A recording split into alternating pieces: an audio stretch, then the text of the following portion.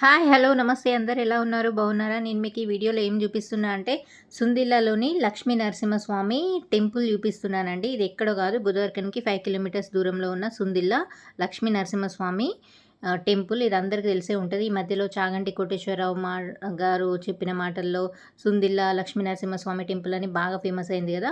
మేము కూడా చూద్దామని ఎప్పటినుండో అనుకుంటున్నాం. ఎస్పెషల్లీ మా తమ్ముడు మాత్రం వెళ్దాం వెళ్దాం అని అంటే ఈరోజు మాకు వీలై వెళ్ళినాం. ఇది మొత్తం టెంపుల్ రైట్ సైడ్‌లో మొత్తం ముడుపులు కట్టి ఉన్నాయి. ఫస్ట్ ప్రదక్షిణలు చేసిన తర్వాత లోపలికెళ్దామని చెప్పి మేము ఒక 5 ప్రదక్షిణాలు చేద్దామని చెప్పి అట్లా గుడి చుట్టూ తిరిగినాం. గుడి చుట్టూ తిరిగి లోపలికెళ్ళినాం. లోపలికెళ్ళిన తర్వాత ఇది లోపల మొత్తం ఇది ఎట్లా అంటే కాకతీయుల కాలం నాటు కట్టిన గుడి అండి ఇది. చాలా బాగుంది. లోపల ఈ గుడి గురించి మొత్తం ఏంటంటే అసలు ఈ గుడి చరిత్ర ఏంటిదని చెప్పి మొత్తం అక్కడ ఒక రాసి పెట్టి ఉన్నది. ఇంకా లోపల దేవుడిని అర్చన చేసుకొని బయట కొబ్బరికాయ కొట్టాలి మనం. ఇదంతా దాని గురించి చరిత్ర మొత్తం రాసున్నది.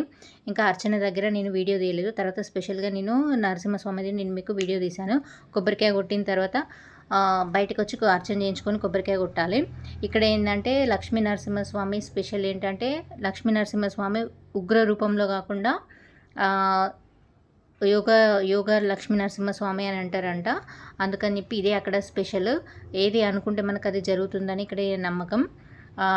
హిరణ్యకశిపుని లక్ష్మీ నరసింహస్వామి చంపిన తర్వాత వెళ్తూ ఉంటే ప్రహ్లాదుడు పిలుస్తాడు. అందుకని చెప్పి ఉత్తరంగా వెళ్తూ ఉంటే దక్షిణం వైపు తిరిగి ఉంటాడట.